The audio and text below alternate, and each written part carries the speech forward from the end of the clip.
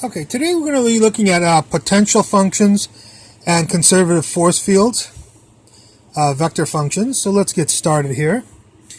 A little bit of a mess there. If F is a conservative vector field, force field, then del cross F will equal the zero vector. Let's take a look at a quick example of that.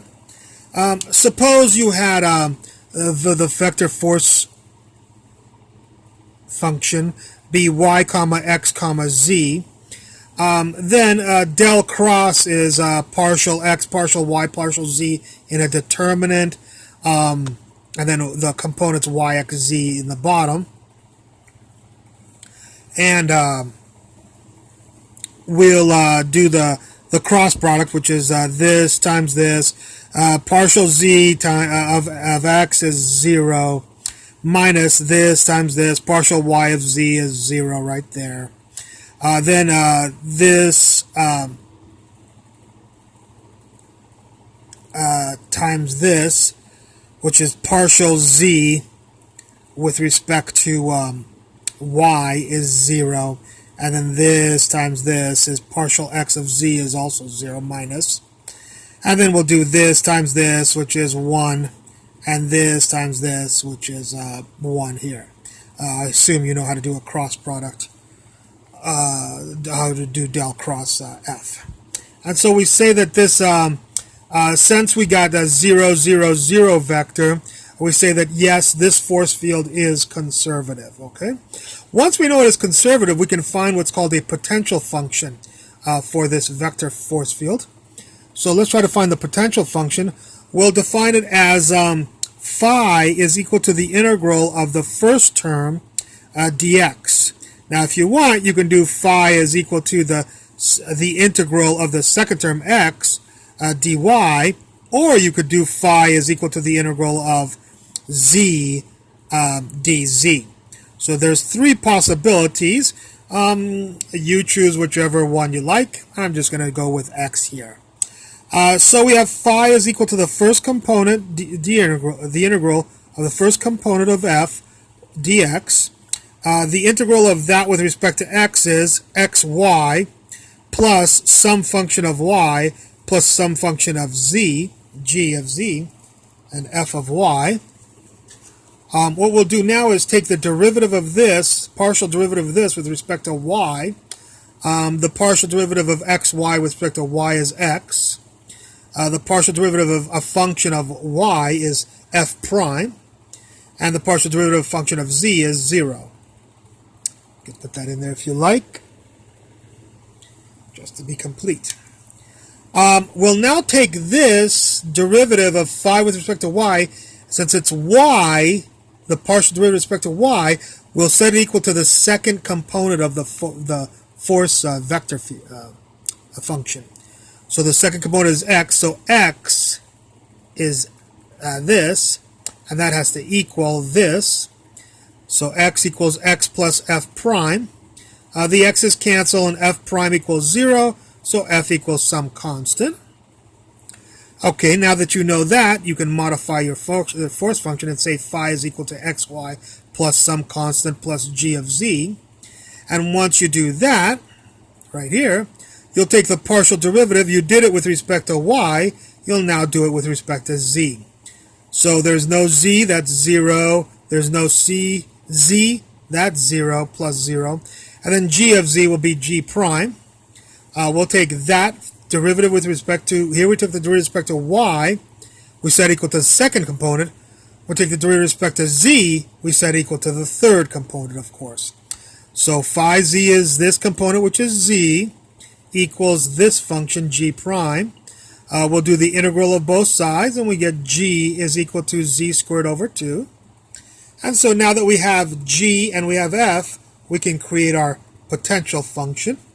And so phi equals xy plus fy, which was some constant, plus gz, which we found was z squared over 2. Mathematicians call this a potential potential function.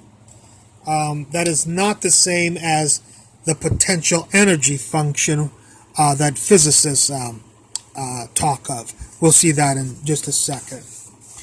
Before we do that, let's discuss one more property of conservative vector force fields, and that is that the line integral over a closed curve of f dot dr will always equal 0 if f is a conservative vector force field. And so let's take our same f that we had over here, because we know it's conservative. We already tested it out.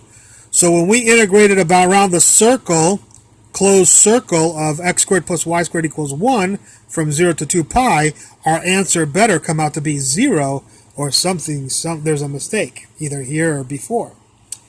All right, so let's parameterize x squared plus y squared equals 1 to x equals cosine theta at y equals sine theta and z equals 0. We'll assume it's on the z equals 0 plane also, just to make things a little bit easier.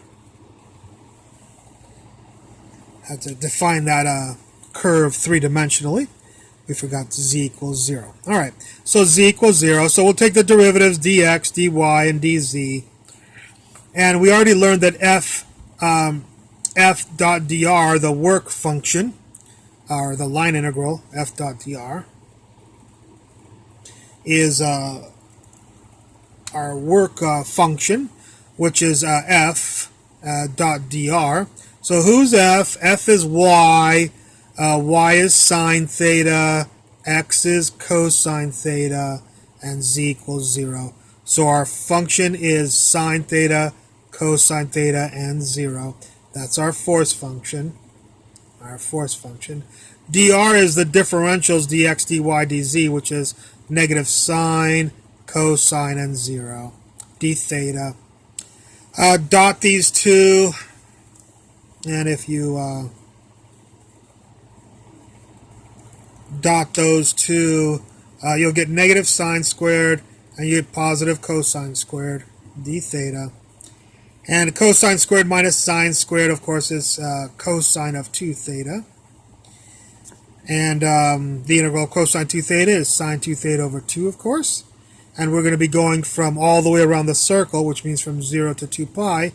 Stick in 2 pi, you get 0, minus. Stick in 0, you get 0, which equals 0. All right? So,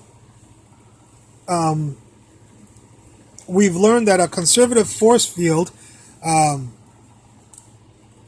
be defined as del cross F. If del cross F is equal to 0, then F is conservative. If the integral of F dot dr around a closed curve is equal to 0, then F is conservative. And one last thing I want to say is that if f equals del some function f, the vector function force, is equal to a scale del of a scalar function f, a little f, then we say that the vector force function f must be conservative. Okay? Now let's have just a really quick talk about the difference between a potential function and that mathematicians talk about, and a potential energy function that physicists talk about. And that is that if the force vector field is equal to del of some scalar field, little f here is called a potential function, according to mathematicians and physicists. But physicists will talk about potential energy functions. When they talk about that, they're talking about some function phi such that the vector force function is equal to negative del phi. So these two equations are different, and the names of these two scalar field functions are different. The name of little f is called a potential function, and the name of phi, the scalar field phi, is called a potential energy function. Of course, the translation between these two, f and phi, is very simple. F has to equal negative phi. Mathematicians call f a potential function. Physicists call phi a potential energy function. Anyways, just wanted to clear that up. I know it's a point of confusion for some people when mathematicians and physicists get together, because physicists will be very lazy and just won't even say potential energy function. They'll just say the potential, and you say that to a mathematician, and all hell is going to break loose with multiple mistakes. Anyways, I hope you enjoyed the lecture. Look forward to any comments at the bottom, and thank you for watching.